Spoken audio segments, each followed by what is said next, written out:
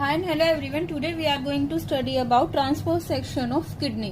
कल हमने किडनी को कवर किया था, आज हम किडनी के ट्रांसपोर्ट सेक्शन को देखेंगे और उसके अंदर का स्ट्रक्चर है जो वो देखेंगे।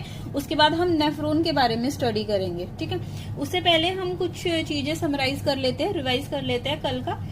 हमने सबसे पहले क्या देखा था, हमने नया चैप्टर स्टार्ट किया था excretory product and there elimination. ठीक है, ह्यूमन एक्सक्रीटरी सिस्टम के नाम से भी इसको बोल सकते हैं।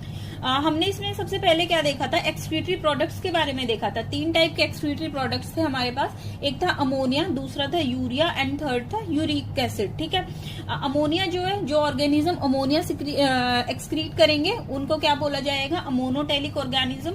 ठीक है, यूरिया जो एक्सक्रीट करेंगे उनको बोला जाएगा यूरियोटेलिक, और यूरिक एसिड जो एक्सक्रीट करेंगे उनको बोला जाएगा यूरिकोटेलिक। ठीक है, अमोनिया जो है वो ज्यादा टॉक्सिक होता है, यूरिया है जो वो मॉडरेटली टॉक्सिक होता है, और यूरिक एसिड सबसे कम टॉक्सिक होता है। ठीक है, इसीलिए अमोनिया जो है वो ज्यादा टॉक्सिक होगा तो उसको ज्यादा वाटर है जो वो एक्सक्रीट करने के लिए चाहिए, उसमें एनर्जी है जो वो कम लगेगी। अच्छा, यहाँ इसके जो एग्जांपल्स है वो फिशेज आती है। फिशेज कौन सी आती है, बॉनी फिशेज आती है, ऑस्ट्रिक्थीज जो है वो आती है, और एक्वेटिक एम्फीबियंस है जो वो आते हैं इसमें।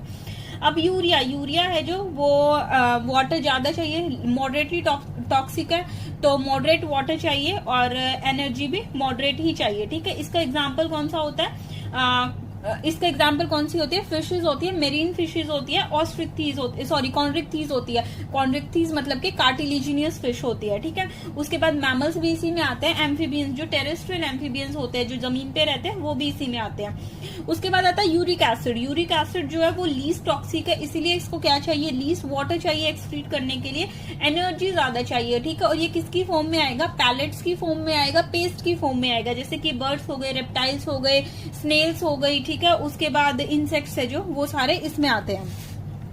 अब इसके बाद हमने क्या देखा था, ह्यूमन का एक्सक्रीटरी सिस्टम देखा था। ह्यूमन के एक्सक्रीटरी सिस्टम में क्या होगा, अ पेयर ऑफ किडनी है जो वो प्रेजेंट होती है, 1 पेयर यूरेटर प्रेजेंट होता है, यूरिनरी ब्लैडर प्रेजेंट होता है एक, ठीक है, और यूरेथ्रा प्रेजेंट होती है। ठीक है, अब हमने यहाँ क्या देखा था, रीनल आर्टरी, रीनल वेन। ठीक है, रीनल आर्टरी में जो ऑक्सीजनेटेड ब्लड होता है, आर्टरी है तो ऑक्सीजनेटेड ब्लड होगा, ठीक है, और मोर यूरिया प्रेजेंट होगा, और रीनल वेन में डीऑक्सीजनेटेड ब्लड होगा और यूरिया जो है वो कम प्रेजेंट होगा। ठीक है, अच्छा, एड्रीनल ग्लैंड हमने देखा था, सुप्रारीनल ग्लैंड होता है ये। ठीक है, किडनी के ऊपर होता है, तो सुप्रा मतलब के ऊपर, और रीनल मतलब के किडनी के ऊपर हुआ तो सुप्रारीनल हुआ। ठीक है, उसके बाद हमने किडनी देखी थी। किडनी है जो वो प्रेजेंट कहाँ पे होती है, last thoracic to 3rd number पे प्रेजेंट होती है। ठीक है, रेडिश ब्राउन कलर की होगी, बीन शेप होगी।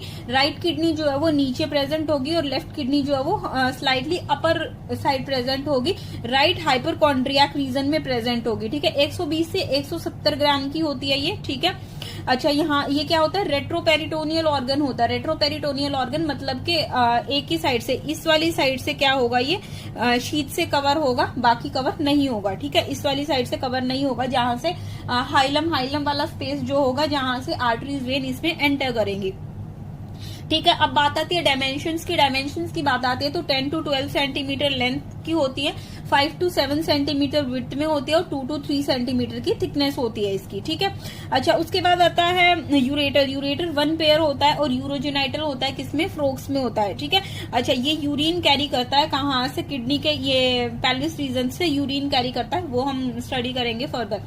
उसके बाद यूरिनरी ब्लैडर में कुछ स्पेशलाइज्ड मसल्स प्रेजेंट होती है, जिसको हम क्या बोल देते हैं, डेट्रोसर मसल्स बोलते हैं। डेट्रोसर मसल्स है जो यहाँ पे क्या होती है, ट्रांजिशनल एपिथेलियम होती है, स्ट्रेच रिसेप्टर होते हैं, इसकी स्ट्रेचिंग की कैपेसिटी होती है। ठीक है, उसके बाद यूरेथ्रा है जो वो क्या होगी, लार्ज होगी मेल में और स्मॉल होगी फीमेल में, इसीलिए पी के टाइम पे फीमेल के पी के टाइम पे क्या होता है, स्लाइटली थोड़ी सी वॉइस आती है। ठीक है, उसके बाद यूरिन पासिस के टाइम पे। ठीक है, उसके बाद यहाँ पे 2 स्फिंक्टर प्रेजेंट होते हैं, एक होता है इंटरनल स्फिंक्टर, एक होता है external sphincter. Internal sphincter involuntary होता है, और एक्सटर्नल स्फिंक्टर है जो वो वॉलेंट्री होता है। ठीक है, और यूरेथ्रा जो है वो यूरोजेनाइटल होती है मेल्स में, मतलब कि मेल्स में यूरिन भी यहीं से पास होता है और सीमेन भी यहीं से पास होता है। ठीक है, उसके बाद हमने ये देखा था, ये वाला हम आज डिटेल में कवर करेंगे। ठीक है, ये हमने समराइज कर लिया, बस कल की वीडियो में हमने बस इतना ही कवर किया था, इससे ज्यादा कुछ कवर नहीं किया था। अब हम आज स्टार्ट करते हैं ट्रांसफर सेक्शन ऑफ किडनी के ट्रांसफर सेक्शन से हम आज स्टार्ट करेंगे।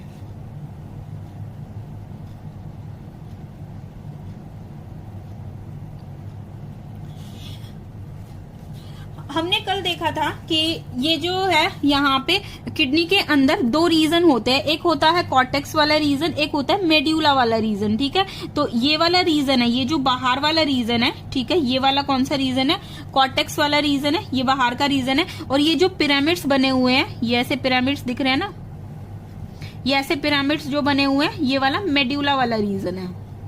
ठीक है, तो ये मेड्यूला वाला, मेड्यूलरी पिरामिड्स इसको बोला जाता है। ठीक है, अच्छा, अब यहाँ पे क्या होगा, ये जो मेड्यूलरी पिरामिड्स प्रेजेंट है, अब यहाँ पे क्या होता है, इस किडनी में क्या होता है, किडनी की स्ट्रक्चरल एंड फंक्शनल यूनिट क्या होती है, नेफ्रॉन होती है। ठीक है, स्ट्रक्चरल एंड फंक्शनल यूनिट जो है वो नेफ्रॉन होती है। अब नेफ्रॉन के पार्ट्स क्या क्या होते हैं हम आगे स्टडी करेंगे, मैं एक बार यहाँ पे थोड़ा सा बना देती हूँ। नेफ्रॉन के पार्ट्स है, ये है बोमेन कैप्सूल, इसके अंदर ग्लोमेरुलस होता है। ठीक है, बोमेन्स कैप्सूल है यहाँ पे। ठीक है, इसके अंदर क्या होता है, ग्लोमेरुलस होता है। उसके बाद ये पीसीटी, ठीक है, उसके बाद loop of Henley. Loop of Henley जो है वो इमर्ज करती है किसमें, लूप ऑफ हेनले इमर्ज करती है मेड्यूलरी पिरामिड्स में। और ये DCT and then collecting duct. ठीक है, ऐसे ना नेफ्रॉन बना होता है, हम आगे देखेंगे। ठीक है, तो ऐसे ही ना नेफ्रॉन्स बने होंगे। ये है बोमेन्स कैप्सूल, इसके अंदर ही ग्लोमेरुलस होगा। ठीक है, उसके बाद पीसीटी, उसके अंदर क्या करेगा, लूप ऑफ हेनले, डीसीटी और कलेक्टिंग डक्ट। ठीक है, तो मतलब कि क्या होगा, बोमेन्स कैप्सूल, पीसीटी और DCT. PCT proximal convoluted tubules, ठीक है, और डीसीटी डिस्टल कॉन्वुलेटेड टिब्यूल्स। ठीक है, अभी आगे आएगा ये सब कुछ डिटेल में। ठीक है, तो ये कहाँ प्रेजेंट होते हैं, कॉर्टेक्स रीजन में प्रेजेंट होते हैं। ठीक है, और लूप ऑफ हेनले और कलेक्टिंग डक्ट जो है वो कहाँ प्रेजेंट होता है, लूप ऑफ हेनले और कलेक्टिंग डक्ट जो है वो मेड्यूला रीजन में प्रेजेंट होता है। ठीक है, तो नेफ्रॉन्स जो है उसका आधा पार्ट कहाँ पे, कॉर्टेक्स रीजन में आता है, और आधा पार्ट कहाँ पे आता है, मेड्यूलरी रीजन में आता है। ठीक है, मैं यहां लिख देती हूँ structural and functional unit of kidney, structural and functional unit of kidney क्या होगा, नेफ्रॉन। ठीक है, नेफ्रॉन होगा। नेफ्रॉन में क्या क्या होता है, बोमेन्स कैप्सूल, उसके अंदर ही कैपिलरीज का टफ्ट बना होता है जिसको हम ग्लोमेरुलस बोलते हैं। ठीक है, उसके बाद पीसीटी जो बोमेन्स कैप्सूल के पास है, तो प्रॉक्सिमल कॉन्वुलेटेड टिब्यूल्स। ठीक है, पीसीटी। ठीक है, उसके बाद लूप ऑफ हेनले, और जो दूर है बोमेन्स कैप्सूल से जो दूर है उसको क्या बोलेंगे, डिस्टल कॉन्वुलेटेड टिब्यूल। दूर, पास प्रॉक्सिमल, दूर डिस्टल, तो डिस्टल कॉन्वुलेटेड टिब्यूल। ठीक है, ठीक है, और उसके बाद क्या होगा, कलेक्टिंग डक्ट होगी। ठीक है, हम यहीं से ना यूरिन है जो उसकी फॉर्मेशन होती है वो हम अभी आगे देखेंगे यूरिन फॉर्मेशन में। अभी पहले हम ये कर लेते हैं। ठीक है, तो कॉर्टेक्स रीजन है, कुछ पार्ट नेफ्रॉन का कॉर्टेक्स रीजन में प्रेजेंट होता है और कुछ पार्ट है जो इसका मेड्यूलर रीजन में प्रेजेंट होता है। ठीक है, अब हम और स्ट्रक्चर देख लेते हैं। ये जो जहां से भी एंटर कर रही है, जहां से भी ये आर्टरीज है, वेन है, नर्व है, लिम्फेटिक वेसल्स है, ये जितनी भी एंटर करेंगी इसको हम क्या बोलेंगे, इसको हम क्या बोलेंगे, हीलम या फिर हाइलम। ठीक है, इसको हम क्या बोलेंगे, हाइलम बोलेंगे। ठीक है, जहां से भी एंटर करेगा, और यूरेटर भी एंटर से उसे हाइलम से ही लीव करेगा बाहर की तरफ। ठीक है, अब मेड्यूलरी, ये आ गए मेड्यूलरी पिरामिड्स। ठीक है, मेड्यूलरी पिरामिड्स जो है वो मेड्यूलरी पिरामिड्स जो है वो प्रोजेक्ट किस में करेंगे, ये जो मेड्यूलरी पिरामिड्स है, अब यहाँ पे ये वाला पार्ट है। ठीक है, ये वाला पार्ट है, यहाँ पे क्या होगा, ये वाले जो पार्ट है जहां पे मेड्यूलरी पिरामिड्स प्रोजेक्ट कर रहे हैं, इनको हम क्या बोलेंगे, ये लिखा भी हुआ है कैलिक्स, इसको हम क्या बोलेंगे, कैलिक्स। ये दो टाइप के होते हैं, एक होते हैं मेजर कैलिक्स, एक होते हैं माइनर कैलिक्स। मेजर कैलिक्स, एक होते हैं माइनर कैलिक्स, माइनर कैलिक्स। ठीक है, और ये दोनों मिलके क्या बनाते हैं, रीनल पेल्विस बनाते हैं। ठीक है, ये दोनों मिलके क्या बनाएंगे, ये सारे ओपन होके इस वाले रीजन में ओपन होगा, इस वाले रीजन को हम क्या बोलेंगे, पेल्विस बोलेंगे। ठीक है, पेल्विस, तो ये क्या होगा, रीनल पेल्विस। किडनी का है तो रीनल पेल्विस होगा। ठीक है, तो ये जो कैलिक्स है जो जहां पे ओपन होंगे तो ये किस में ओपन होंगे, पेल्विस में, ठीक है। यहाँ पे पूरा यूरिन जो है वो यहाँ पे आके यूरिन है जो वो यहाँ पे आके इकट्ठा हो जाएगा। यहाँ से नेफ्रॉन है, नेफ्रॉन यूरिन का फॉर्मेशन करेगा, ठीक है। हम आगे देखेंगे कैसे करेगा, वो हम आगे देखेंगे, ठीक है। नेफ्रॉन यूरिन का फॉर्मेशन करेगा मेड्यूलरी पिरामिड से आके, ठीक है। कलेक्टिंग डक्ट मेड्यूलरी पिरामिड से निकल के कैलिसिस के थ्रू कहाँ पे आ जाएगा, पेल्विस से, ठीक है। पेल्विस से अब यूरेटर है जो वो निकलेगी, पेल्विस से ये यूरेटर निकल रही है, ठीक है। हाइलम नोच है, हाँ, नोच के थ्रू, ठीक है। तो ये यूरेटर है जो वो लेके जाएगी यूरिन को, और कहाँ पे लेके जाएगी, यूरिनरी ब्लैडर में, यूरिनरी ब्लैडर से यूरेथ्रा, यूरेथ्रा के थ्रू बाहर निकल जाएगा, ठीक है। हम रूट देखेंगे, रूट ऑफ यूरिन देखेंगे, ठीक है। अब ये जो कॉर्टेक्स का कुछ पार्ट है, ये वाला पार्ट हमने कॉर्टेक्स बोला था, अब ये कॉर्टेक्स का कुछ पार्ट जो है वो ये मेड्यूलरी पिरामिड्स के बीच में आ रहा है, ठीक है। मेड्यूलरी पिरामिड्स के बीच में आ रहा है, इसको हम क्या बोलते हैं, रीनल कॉलम। ये क्या हो गया, ये फ्लिकर क्यों कर रहा है,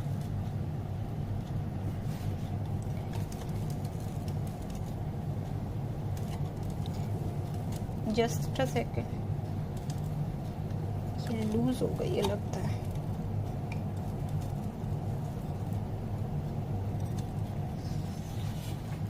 एक मिनट दीजिए बस।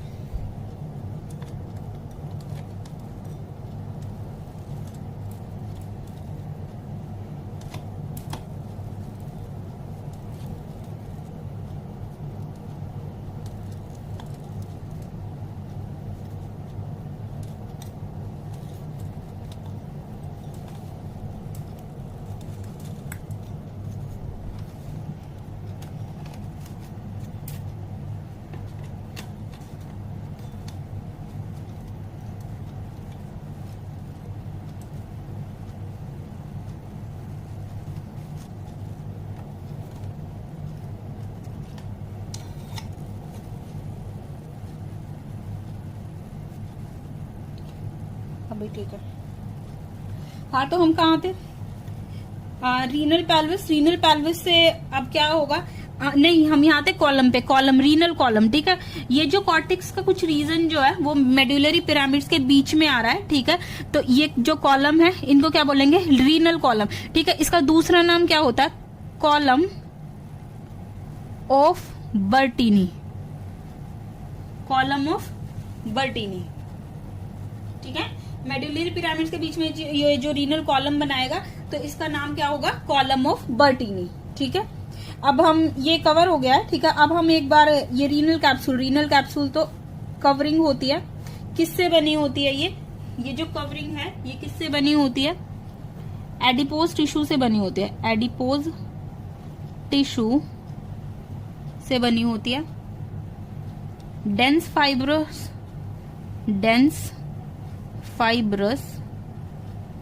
कनेक्टिव टिश्यू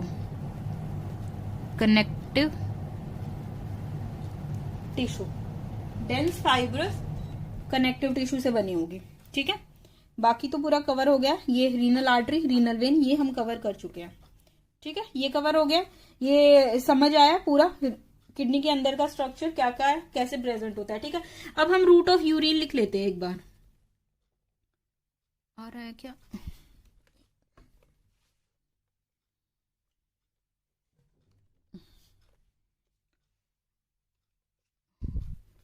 अभी आ जाएगा, रूट ऑफ यूरिन, ठीक है। सबसे पहले क्या होता है, यूरिन कहाँ बनता है, नेफ्रॉन्स में बनता है, नेफ्रॉन से कहाँ आएगा, माइनर कैलिक्स में आएगा, ठीक है। माइनर कैलिक्स से कहाँ आएगा, मेजर कैलिक्स में आएगा, यहां से इकट्ठा होकर कहाँ आएगा, रीनल पेल्विस में आएगा। रीनल पेल्विस से कौन लेके जाएगा, यूरेटर लेके जाएगा। यूरेटर जो है वो कहाँ देगा इसको जाके, यूरिनरी ब्लैडर में, ठीक है। और यूरिनरी ब्लैडर से urethra and then urethral meatus. Urethral meatus क्या होता है, यूरेथ्रा के बाहर एक छोटी सी कवरिंग होती है जिसको क्या बोला जाता है, यूरेथ्रल मियाटस, ठीक है। नेफ्रॉन, नेफ्रॉन से माइनर कैलिक्स, माइनर कैलिक्स से major calyx, renal pelvis, renal pelvis से यूरेटर, यूरेटर से यूरिनरी ब्लैडर, यूरिनरी ब्लैडर से यूरेथ्रा, यूरेथ्रा से यूरेथ्रल मियाटस। ठीक है। अच्छा, अब यहाँ पे क्या होता है, अब ऐसा नहीं होता कि यूरिनरी ब्लैडर में एकदम से यूरिन बहुत सारा आ गया, ठीक है, और हमने यूरिन पास कर दिया, ऐसा कभी नहीं होता है। ठीक है।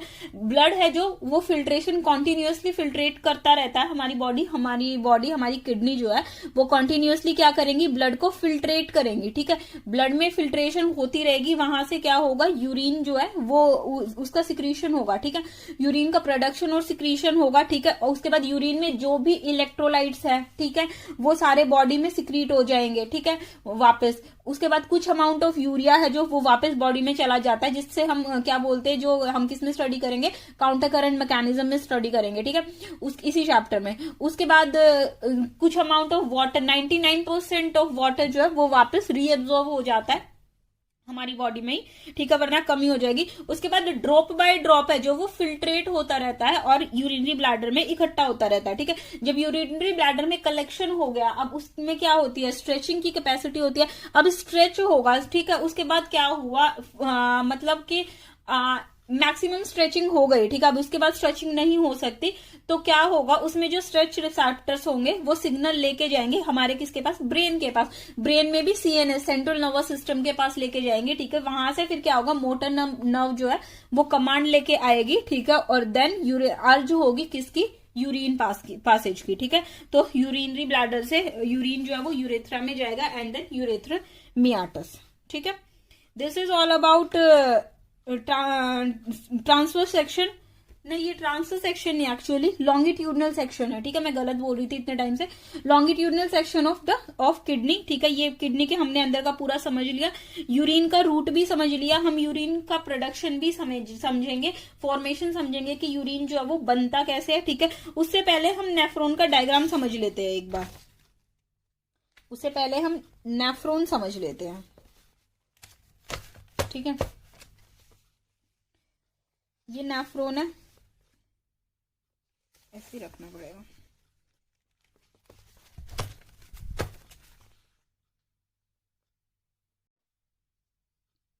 अब हम नेफ्रॉन को समझते हैं। ठीक है। नेफ्रॉन है जो वो क्या होता है, सबसे पहले structural and functional unit of kidney. हम लिख लेते हैं, नेफ्रॉन जो है वो क्या होगा, structural and functional unit of kidney. ठीक है। Structural and functional unit of kidney क्या होगा, नेफ्रॉन होगा। ठीक है।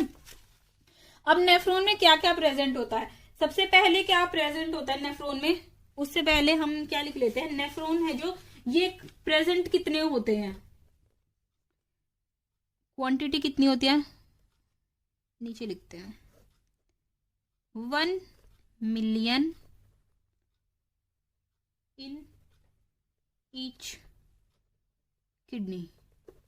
एक किडनी में 1 मिलियन मिलेंगे तो दो में कितना मिलेगा, सिंपल सा मैथ है, 2 मिलियन मिलेंगे। ठीक है। 1 मिलियन इन ईच किडनी। अब यहां पे क्या होता है, सबसे पहले क्या क्या प्रेजेंट होता है नेफ्रॉन के अंदर। ठीक है।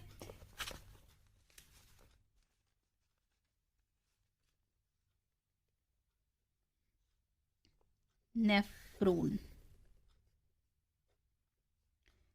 क्या क्या प्रेजेंट होता है, ग्लोमेरुलस प्रेजेंट होता है, ग्लोमेरुलस प्रेजेंट होता है, और रीनल ट्यूब्यूल्स प्रेजेंट होते हैं। ठीक है। रीनल ट्यूब्यूल में क्या क्या आता है, पीसीटी,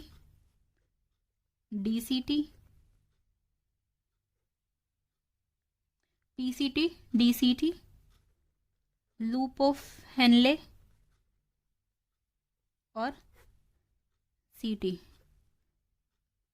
कलेक्टिंग डक्ट, सीडी। ठीक है। Collecting duct. ग्लोमेरुलस है जो, और यहां पे क्या होता है, बोमेंस कैप्सूल भी होता है, एंड बोमेंस कैप्सूल। ठीक है। ग्लोमेरुलस और बोमेंस कैप्सूल को मिला के हम क्या बोलते हैं, मेलपीजियन बॉडी या फिर नहीं, मैलपीजियन कॉर्पसल्स, कॉर्पसल्स, ठीक है। मैलपीजियन बॉडी तो कॉकरोच में प्रेजेंट होती है, मैलपीजियन कॉर्पसल्स बोलते हैं इसको, ठीक है। मैलपीजियन बॉडी भी बोल सकते हैं, ठीक है। मैलपीजियन कॉर्पसल्स या फिर मैलपीजियन बॉडी। मैलपीजियन बॉडी है जो वो कॉकरोच में भी प्रेजेंट होती है, एक्सक्रीशन में ही प्रेजेंट होती है, कॉकरोच में भी। ये हम कॉकरोच पढ़ेंगे तब देखेंगे, ठीक है। तो यहाँ पे क्या क्या प्रेजेंट होगा, बोमेन्स कैप्सूल और ग्लोमेरुलस और रीनल ट्यूब्यूल्स। रीनल ट्यूब्यूल्स में क्या क्या आएगा, PCT, DCT, loop of Henley और कलेक्टिंग डक्ट, ठीक है। अब हम इसको ना डिवाइड कर लेते हैं, कैसे, ऐसे, ये ऐसे मैंने डॉटेड लाइन बना दी, नहीं गलत जगह बनाई, थोड़ी नीचे बनेगी। अच्छा ये डायग्राम ही ऐसा बनाओ, हाँ देखो ऐसे, ठीक है, ऐसे। तो क्या होगा, Bowman's capsule PCT, Bowman's capsule PCT और डीसीटी, ठीक है, पीसीटी और डीसीटी। थोड़ा सा यहाँ बना लेते हैं, ये ऊपर बनाऊंगा ना, यहाँ बना लेते हैं, ठीक है।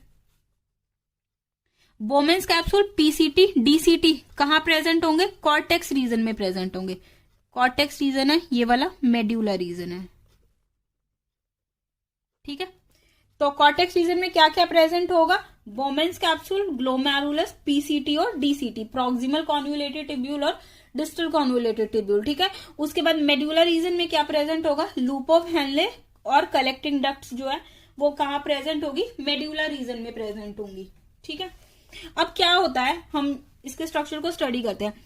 ये double membrane cup like structure present होता है, double membrane cup like structure जो है वो प्रेजेंट होगा, जिसको हम क्या बोलेंगे, बोमेन्स कैप्सूल बोलेंगे, जिसको हम क्या बोलेंगे, बोमेन्स कैप्सूल बोलेंगे, ठीक है। अब बोमेन्स कैप्सूल के बारे में अगर हम लिखना चाहें तो क्या होगा, अब ये डबल मेम्ब्रेन है, कप लाइक स्ट्रक्चर है, ठीक है। तो इसमें क्या होगा, इनर पार्ट होगा और एक आउटर पार्ट होगा, ठीक है। इनर जो है उसमें क्या होते हैं, कुछ स्पेशल टाइप के सेल्स होते हैं, जिसको हम क्या बोलते हैं, podocyte cell, podocyte cells present होते हैं, और पोडोसाइट सेल्स जो है वो प्रेजेंट होते हैं, ठीक है। और आउटर साइड पे क्या प्रेजेंट होते हैं, फेनेस्ट्रा प्रेजेंट होते हैं। फेनेस्ट्रा क्या होता है, छेद होते हैं, ठीक है। यहाँ पे क्या होता है, पोडोसाइट सेल्स जो है वो इंट्रिकेट मैनर में प्रेजेंट होते हैं। इंट्रिकेट मैनर कौन सा होता है, इंट्रिकेट मैनर होता है ये ऐसे लॉक हो जाना, ठीक है। ऐसे लॉक हो गया, इसको थोड़ा सा लूज छोड़ देंगे हम, ठीक है। तो यहाँ पे क्या हुआ, ये छेद बन गए, ठीक है। तो ब्लड यहाँ से फिल्टर होगा, ठीक है। तो यहाँ पे क्या होगा, छेद प्रेजेंट होते हैं, फेनेस्ट्रा प्रेजेंट होते हैं, स्लिट्स प्रेजेंट होती है, ठीक है। हम इसको स्ट्रक्चर अलग से पढ़ेंगे, ठीक है। स्लिट्स प्रेजेंट होंगी और एंडोथीलियम प्रेजेंट होती है, ठीक है। यहां से क्या होता है, ब्लड का फिल्ट्रेशन होता है, फिल्ट्रेशन ऑफ ब्लड, ब्लड का फिल्ट्रेशन होता है, ठीक है। अच्छा, इसके अंदर अब क्या होता है, कैपिलरीज का टफ्ट बन जाता है। कैपिलरीज जो है वो ऐसे ऐसे ऐसे ऐसे ऐसे टफ्ट बना लेती है, ठीक है, जिसको हम क्या बोलते हैं, ग्लोमेरुलस बोलते हैं, ठीक है। क्या बोलते हैं, ग्लोमेरुलस बोलते हैं। यहाँ ये किस लिए होता है, ये जब ब्लड फिल्टर होता है, ठीक है, तो प्रेशर जो है वो रेगुलेट करता है, ठीक है। यहाँ पे 3 टाइप के प्रेशर्स आते हैं, वो भी हम देखेंगे। तो ये क्या करता है, प्रेशर से जो वो रेगुलेट करता है, ठीक है, जिससे ब्लड जो है वो फिल्टर होगा। फिल्ट्रेशन कब होगी, जब प्रेशर डिफरेंस होगा, प्रेशर का ग्रेडियंट बनेगा, तभी तो फिल्ट्रेशन होगी ना। तो अब यहाँ क्या होता है, आर्टरी, ठीक है। अब आर्टरी जो है वो आई, ठीक है। अगर आई से याद रखना एफरेंट आर्टीरियोल, ठीक है। और ये आर्टरी ऐसे टफ्ट बना के निकल गई तो कौन सी होगी, इफरेंट आर्टीरियोल, चली गई तो इफरेंट आर्टीरियोल, ठीक है। एफरेंट का डायमीटर है जो वो बहुत ज्यादा होता है, एफरेंट का डायमीटर जो है वो ज्यादा होता है, और आर्टरी है थिक होगी, ठीक है। उसके बाद इफरेंट डायमीटर, इफरेंट है जो इसका डायमीटर कम होगा, इसका डायमीटर जो है वो कम होगा, और ये as compare to arterial thin हो जाती है आगे आके, ठीक है। अच्छा, अब डायमीटर ज्यादा होगा तो ब्लड जो है वो ज्यादा अमाउंट में फ्लो करेगा, ठीक है। लेकिन यहाँ पे डायमीटर कम है तो जाएगा कम अमाउंट में ना, ठीक है। अगर जितना आया उतना ही चला गया, जितना आया तेजी से उतना ही चला गया, तो फिल्ट्रेशन होने का तो टाइम ही नहीं मिलेगा, ठीक है। तो इसीलिए धीरे धीरे जाएगा तो ब्लड जो है वो रुकेगा ग्लोमेरुलस में, ठीक है, और बोमेन्स कैप्सूल में, ठीक है। तो यहाँ से क्या हो जाएगा, फिल्टर होएगा ब्लड, ठीक है। अच्छा, उसके बाद बोमेन्स कैप्सूल और ग्लोमेरुलस को मिला के हम क्या बोलेंगे, क्या बोलेंगे, मैल्पीजियन कॉर्पसल्स या फिर मैल्पीजियन बॉडी, ठीक है। अच्छा, इसकी जो एपिथीलिया होती है बोमेंस कैप्सूल की, वो कौन सी होती है, सिंपल स्क्वोमस एपिथीलिया, क्योंकि डिफ्यूजन करना है तो स्क्वोमस एपिथीलिया होती है। अब ये एपिथीलिया ना समझ नहीं आएंगे, टिश्यू करना पड़ेगा तब आएंगे समझ में। स्क्वोमस एपिथीलिया जो है वो प्रेजेंट होगी। उसके बाद हम आते हैं पीसीटी पे। पीसीटी प्रॉक्सिमल कॉन्वुलेटेड टिब्यूल्स, ठीक है। प्रॉक्सिमल कॉन्वुलेटेड टिब्यूल्स जो है यहाँ पे क्या होता है, मैक्सिमम रीएब्जॉर्प्शन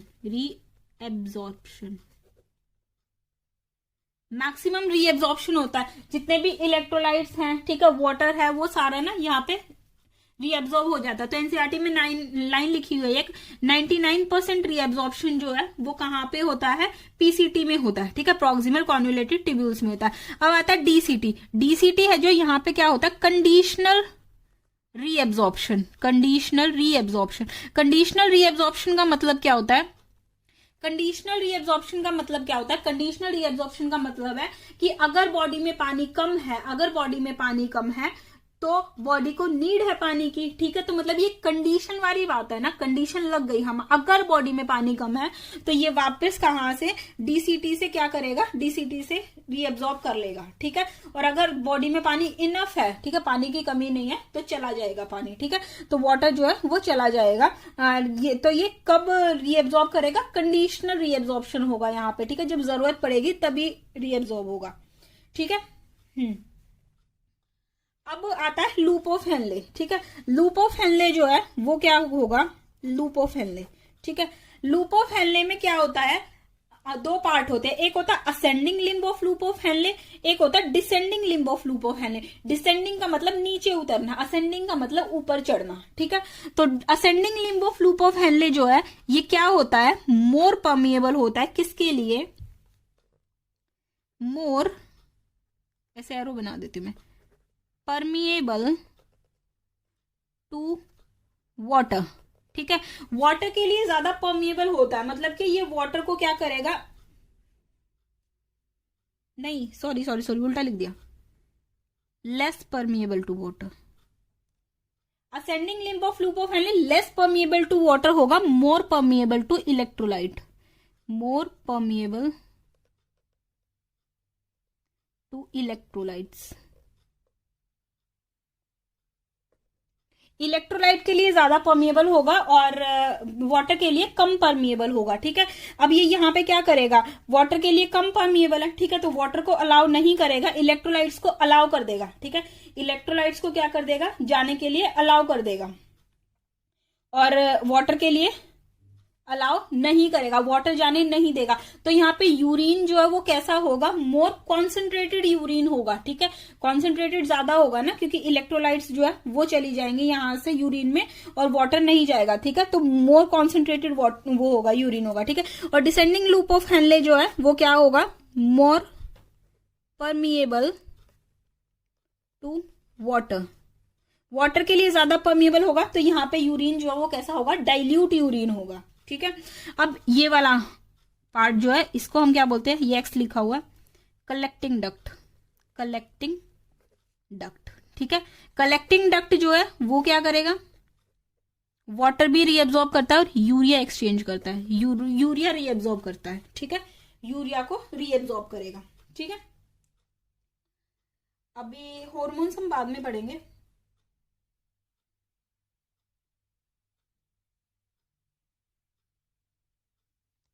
यहां पे क्या होता है, मिनिमम रीएब्जॉर्प्शन कम होगा, इसीलिए यूरिन जो है वो क्या होगा, urine is more concentrated, okay, urine ज्यादा कॉन्सेंट्रेटेड होगा यहाँ पे, ठीक है। समझ आया ये सारा, ये नेफ्रॉन का हमने पूरा स्ट्रक्चर कर लिया, इसमें लिख भी लिया है हमने, ठीक है। मैं रिवाइज कर देती हूँ। नेफ्रॉन जो है वो क्या है, स्ट्रक्चरल एंड फंक्शनल यूनिट है किडनी की, ठीक है। उसके बाद इसमें क्या क्या प्रेजेंट होता है, ग्लोमेरुलस, बोमेन्स कैप्सूल, ठीक है, और रीनल ट्यूब्यूल्स। रीनल ट्यूब्यूल्स में क्या आता है, PCT proximal convoluted tubule, DCT distal convoluted tubule, loop of Henle, ठीक है, और कलेक्टिंग डक्ट, ठीक है। अब हम आते हैं इनके स्ट्रक्चर पे, ठीक है। स्ट्रक्चर पे क्या होगा, सबसे पहले बोमेन्स कैप्सूल। बोमेन्स कैप्सूल जो है वो कप लाइक स्ट्रक्चर प्रेजेंट होता है, डबल मेम्ब्रेन होता है। इनर साइड पे पोडोसाइट सेल्स प्रेजेंट होते हैं, ठीक है, और आउटर साइड पे फेनेस्ट्रा प्रेजेंट होते हैं और इंट्रिकेट मैनर में अरेंज होते हैं, ठीक है। अच्छा, उसके बाद स्क्वेमस एपिथेलिया होती है इसकी, ठीक है, और ये किस में हेल्प करते हैं, ब्लड की फिल्ट्रेशन में हेल्प करते हैं।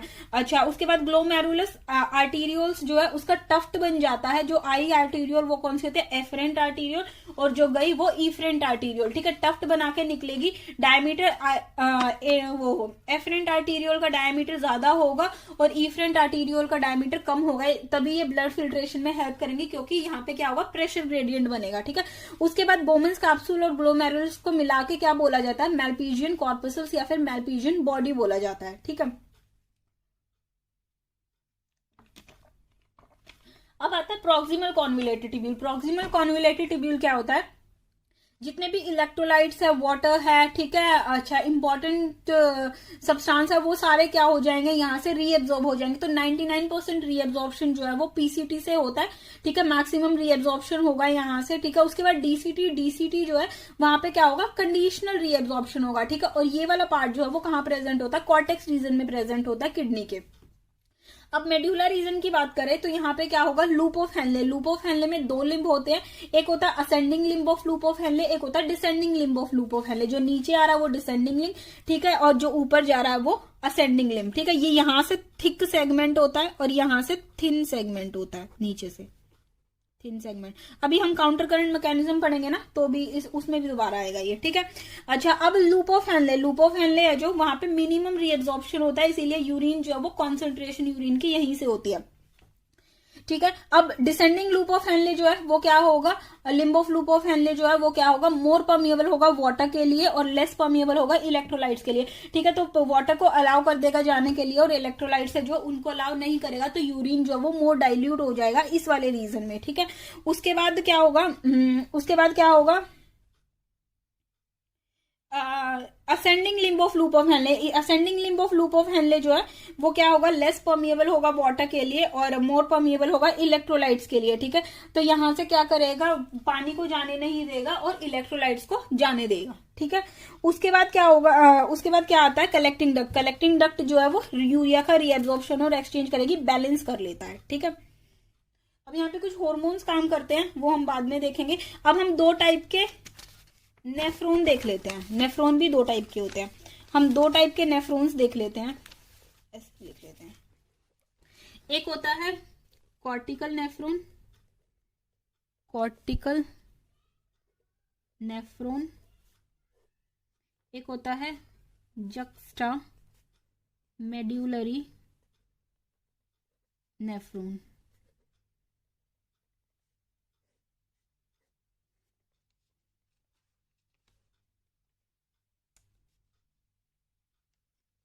जक्स्ट्रामेड्यूलरी नेफ्रॉन, ठीक है। कॉर्टिकल नेफ्रॉन जो है वो हमारी बॉडी में कितने प्रेजेंट होते हैं, 85% प्रेजेंट होते हैं, ठीक है, और ये 10 to 15% प्रेजेंट होते हैं, ठीक है, कॉर्टिकल नेफ्रॉन और जक्स्ट्रामेड्यूलरी नेफ्रॉन। यहां पे क्या होता है, loop of Henle is too short होता है, ठीक है, और यहाँ पे क्या होता है, लूप ऑफ हैनले लॉन्ग होता है। Loop of Henle is too long, ठीक है।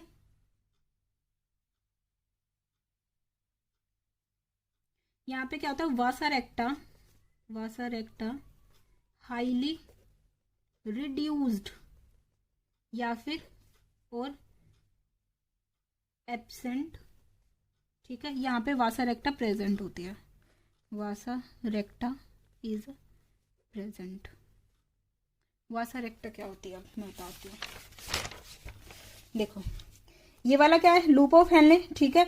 अब ये इफरेंट आर्टीरियोल निकली, ठीक है, यहां से निकल के ये क्या बनाएगी, पेरिट्यूबुलर कैपिलरी बनाएगी, ठीक है, ये क्या बनाएगी, पेरिट्यूबुलर कैपिलरी बनाएगी यहां से जाके, ठीक है। और ये वाला जो पार्ट बनेगा इसको क्या बोलेंगे, वासा रेक्टा बोलेंगे, ठीक है। ये वासा रेक्टा और लूप ऑफ हेनले जो है वो क्या करेंगे, काउंटर करंट की तरह काम करते हैं, ठीक है। लूप ऑफ हेनले और वासा रेक्टा जो है वो काउंटर करंट की तरह काम करता है। काउंटर करंट मतलब कि अपोजिट, इसका descending limb of loop of Henley होगा तो वासा रेक्टा का ascending limb of loop of Henley है जो वो होगा, ठीक है। तो वासा रेक्टा जो है वो कॉर्टिकल नेफ्रॉन में प्रेजेंट नहीं होती है, जक्स्टा मेडुलरी नेफ्रॉन में प्रेजेंट होती है, ठीक है। देखो ये रहा वासा रेक्टा, ठीक है, इसको उठा के इसके यहां रखेंगे तो ये वाला पार्ट यहां आएगा, ये वाला पार्ट यहां आएगा, तो ये इसका असेंडिंग लिम्ब है, ये इसका डिसेंडिंग लिम्ब है, ठीक है। ये यहां आएगा तो ये इसका डिसेंडिंग लिम्ब है, ये इसका असेंडिंग लिम्ब है, ठीक है, ऐसे आएगा। इसको हम आगे स्टडी करेंगे, ठीक है। This is all about today. सब हमने कवर कर लिया है, नेफ्रॉन के स्ट्रक्चर को कवर कर लिया और किडनी के स्ट्रक्चर को कवर कर लिया हमने पूरा, ठीक है, अंदर का भी स्ट्रक्चर कवर किया और रूट ऑफ यूरिन है जो वो भी हमने देख लिया, ठीक है। आई होप आपको वीडियो अच्छी लगी होगी, समझ आई होगी। वीडियो को लाइक कर दीजिए, चैनल को सब्सक्राइब कर दीजिए और वीडियो को शेयर कीजिए आगे। इससे पहले वाली वीडियो अगर नहीं देखी है तो उसका लिंक डिस्क्रिप्शन बॉक्स में, इसी वीडियो के डिस्क्रिप्शन बॉक्स में मिल जाएगा। थैंक यू सो मच, मिलते हैं नेक्स्ट वीडियो में।